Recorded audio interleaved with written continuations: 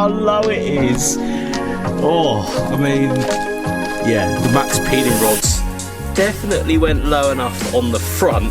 As you'll know from the videos, we actually raised this up. I feel like it's starting to settle a little bit more, and yeah, we might be getting some even more lows on the rear, looking not too bad. I feel like it's looking pretty good.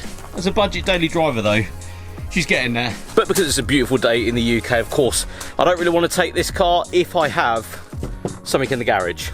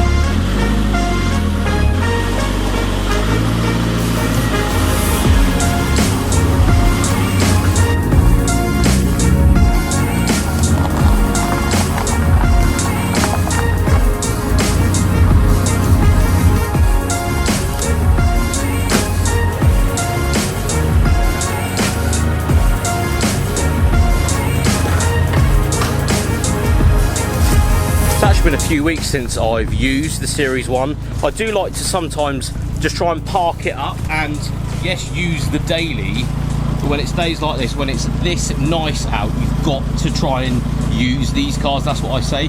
The one thing though, since it's actually been sat in the garage, it's got dirtier. I don't understand how it's done that. It's actually slightly dirtier than when I parked it, which is a bit odd. But days like this needs a car like this to drive around in.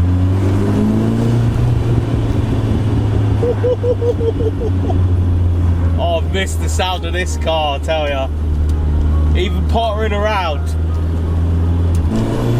Ow, the camera's falling off.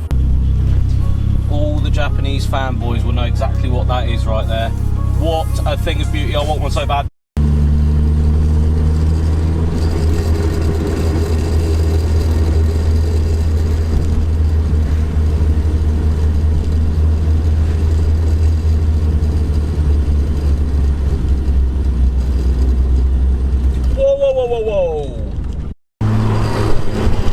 Yo, so we nearly had a full-on collision on our hands then.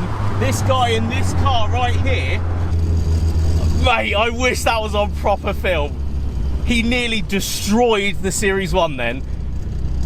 Mate, I've never been that close to crashing. I'm literally shaking. Literally shaking. What the f***? What a f***ing idiot. Man, I wish I had that on camera. Oh my god, we nearly had a massive, massive smash up then. I have literally been never that close to crashing in my life. I'm in the left lane coming up the dual carriageway on the Isle of Wight, 20 mile an hour, if that. I'm in third gear in this car, there's no power whatsoever, and he literally straight in front of the car. What a moron. He's going to come past now. Man, I'm putting you on camera, I tell you. What an idiot. Rolls Royce there, look at that.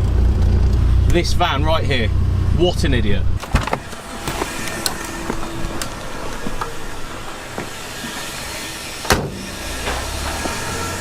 The car's unscathed, that's the main thing. Literally, can't even make it up. Make me jump? Yeah. Why, what are you going to do? I'm going to plug time machine. Oh Christ.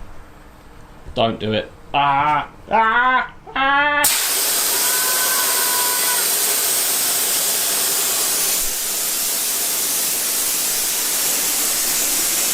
George, yeah. I've just had to move my car, you're here. Yeah.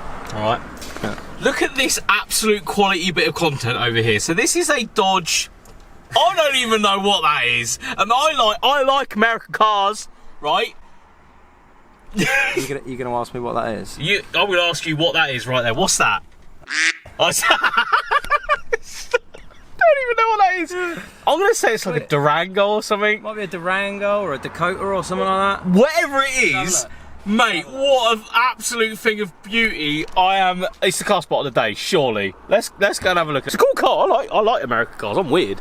But that's on another level, I tell you. Do you know what it is? I have no idea. It's like a Dodge Dakota. I just feel like car spotting and that, it's just funny to see stuff like that in the UK. It's just weird, isn't it? It's got a sticker on it that says American Muscle. It's almost embarrassing. American Muscle. So, quick look at the garage as we're here. We have George's Mark V Golf GTI, a car that I wish I have owned when I was younger. I absolutely love the Mark V platform, and when I was younger I faked my Mark V 1.6 to make it look like a GTI because I couldn't afford it, and it was a black two-door. So for me, this is up there with one of those cars I'm going to own one day. Very exciting for some people out there, some probably not. Another interestingly weird thing that's pulled up, I actually shot this for the channel, I think it was this one if I remember correctly, a YRV Turbo 130. So this is like, it's not a K car from Japan because the engine's too big, but it's a 1.3 turbo if I remember correctly. It's here to get some work done. It's interesting seeing this car again though, because I haven't seen another one. I just don't see them whatsoever. So again, it's one of those things I always like to put in the content. It's a weird thing. I sort of quite like it though in a weird way. So a few riveting conversations with George. Few things in the pipeline for a couple of cars, which is really exciting. But let's make our way back. Use this beautiful Bosch shifter on the way home as well.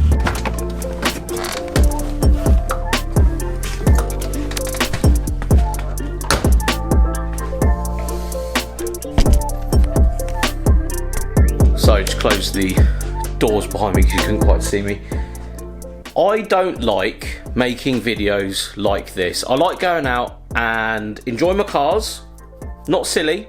I've got a family at home, you know. I want to come back to them every time. I want to go and see my friends. I want to make some good content. I want to enjoy the car, the day. I still to this day don't understand why people drive like what you saw today. I'm not calling the guy out. I'm not calling out whoever he is.